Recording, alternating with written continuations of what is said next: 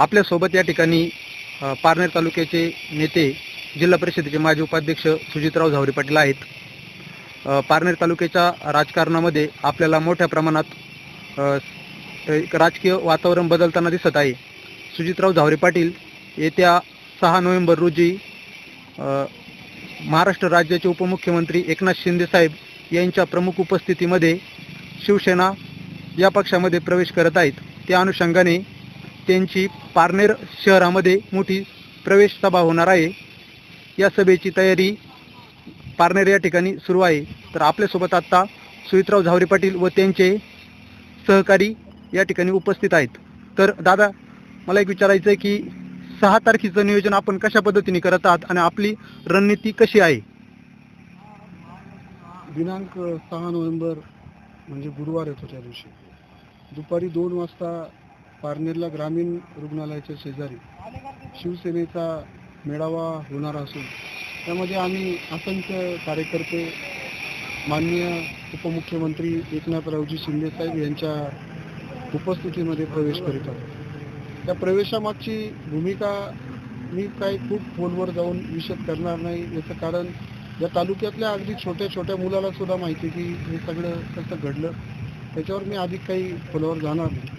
परंतु एक प्रमुख प्रश्न जर सांगायचं म्हटलं, पारनेरमध्ये सभा घेण्याचा खरा हेतू असा आहे. आज पारनेरची जी पाणी योजना आहे ती केवळ मुख्यमंत्री महोदयांच्या सहीमुळं थांबलेली आहे. त्याचबरोबर पारनेरचा अजून DPR म्हणजे DPR शिवाय तुम्ही कुठलंही विकास काम करू शकत नाही. तो DPR देखील अजून मान्यतेचा माननीय शिंदे साहेबांकडे प्रलंबित आहे. आणि म्हणून हे 2 कामं जर झालं तर कदाचित पारनेरकरांना याच्या इतकं मोठं काम पारनेरकरांच्या आयुष्यातलं दुसरं कुठलं होऊ शकत नाही.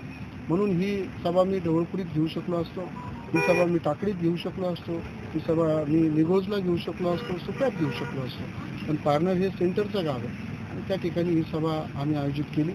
त्याच्यामध्ये साधारण मी आजपर्यंत जो अंदाज घेतला तर 23 ते 24 विद्यमान सरपंच आणि 30 सेवा सोसायटीचे विद्यमान चेअरमन आणि व्हाईस चेअरमन बरेच आहेत अजून, असे अनेक पदाधिकारी हे शिवसेनेमध्ये प्रवेश करणार आहेत. आणि याचा अजेंडा मला काहीतरी व्हायचं आहे, मला काहीतरी पद पाहिजे, मी कुणीतरी मोठा होणार आहे म्हणून हा काही विषय नाही आहे. याच्यामध्ये इतकंच आहे की योग्य ठिकाणी मिळालेली अयोग्य वागणूक ही माणसाच्या आयुष्यातली दिशा बदलते आणि ती दिशा बदलणं हे सुद्धा कधी कधी काळानुरूप अत्यंत गरजेचं असतं.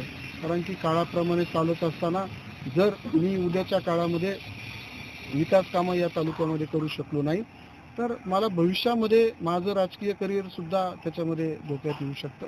आणि म्हणून मला असं वाटलं की शिंदे साहेबांसारखा नेता जो संवेदनशील आहे आणि संवेदनशीलतेचे त्यांचा अनुभव संपूर्ण भारताने घेतला, मी नुसतं महाराष्ट्रापुरतं बोलत नाही, सगळ्या भारताने घेतला की ज्या ज्या वेळेस कुठेही अगदी काश्मीरपासून तर आता मधल्या जे अतिवृष्टी झाली त्या ठिकाणी स्वतः त्यांनी आपल्या व्यक्तिगत यंत्रणा, शासनापेक्षाही पुढची यंत्रणा त्यांनी त्या ठिकाणी पाठवून त्या लोकांना धीर द्यायचं काम केलं.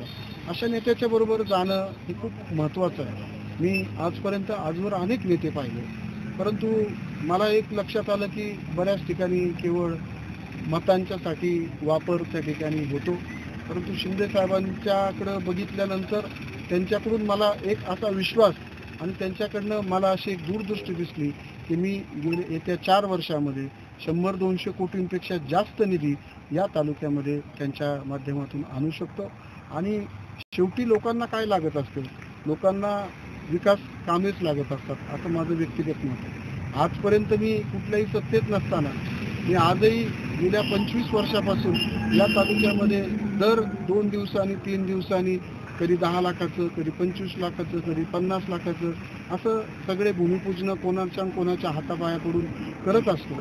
परंतु आता याच्या पुढच्या काळामध्ये या तालुक्याला एक नवी दिशा देण्यासाठी निश्चितपणे मला हा निर्णय घेणं, माझ्या सगळ्या तरुण सहकाऱ्यांनी सांगितलं की आपल्याला असा निर्णय घेणं गरजेचं आहे. म्हणून सगळ्या लोकांच्या आग्रहास्तव आपण हा निर्णय घेतला. आणि येत्या 6 तारखेला शिंदेसाहेब आणि उद्योगमंत्री, शिक्षण मंत्री रोजगार हमी मंत्री हे सगळेजण पारनेरला येणार आहेत आणि त्यानिमित्तानं पारनेरचा लेखाजोखा, पारनेरला ज्या काही गोष्टींची गरज आहे, तर रोजगार हमीच्या दृष्टीने हा तालुका राज्यामध्ये सगळ्यात जास्त रोजगार हमीची कामं ही पारनेर तालुक्यामध्ये चालू आहे. दुर्दैवानं मधल्या काळामध्ये ती काही लोकांनी थांबवली, परंतु ती पुन्हा सुरू करण्यासाठी, लोकांच्या हाताला रोजगार देण्यासाठी हे मी पुन्हा एकदा हे पाऊल उचलणं मला अत्यंत गरजेचं ठरलं. आणि म्हणून आपण सगळ्यांनीच या कार्यक्रमाला, अगदी महिला असतील, तरुण बांधव असतील, आबाल वृद्ध असतील, यांच्यासहित आपण सगळ्यांनी उपस्थित राहावं अशी विनंती तमाम आमच्या सगळ्या तरुण वर्गाच्या वतीनं मी करतो. रामकृष्ण. या ठिकाणी जिल्ह्यातून आणि राज्यातून म्हणजे कोण प्रामुख्याने उपस्थित राहणे, काही नावं सांगू शकता आपण? आता मी मगाशी सांगितल्याप्रमाणे उदयराव सामंत हे उद्योगमंत्री आहेत, त्याचबरोबर दादाजी भुसे हे शिक्षण मंत्री आहेत आणि भरतजी गोगावले हे रोजगार हमी मंत्री आहेत. तर या लोकांच्या संदर्भात हा शिक्षकांचा तालुका म्हणून पारनेर तालुका ओळखला जातो. शिक्षक संघटनांचे अनेक प्रश्न त्यांच्याकडे प्रलंबित आहेत आणि म्हणून शिक्षण मंत्री असतील, पाणी पुरवठा मंत्री जर आले तर अजून तोही एक मोठा भाग आहे की पारनेर सारख्या शहराला आजपर्यंत पाण्याची जी कमतरता आहे ती आजही तशीच आहे. म्हणजे मी माझ्या वासुंदे गावाला आज 2 दिवसांनी पाणी देतो, पण पारनेरमध्ये मात्र कधी कधी 8-8, 9-9 दिवस पाणी नसतं. ही वस्तुस्थिती आहे. आणि म्हणून या सगळ्या प्रश्नांना वाचा फोडण्यासाठी एकनाथरावजी शिंदे साहेब हे सक्षम नेतृत्व मला त्या ठिकाणी वाटलं आणि म्हणून आम्ही सगळ्यांनी शिंदे साहेबांच्या सोबत जाण्याचा निर्णय घेतला. धन्यवाद.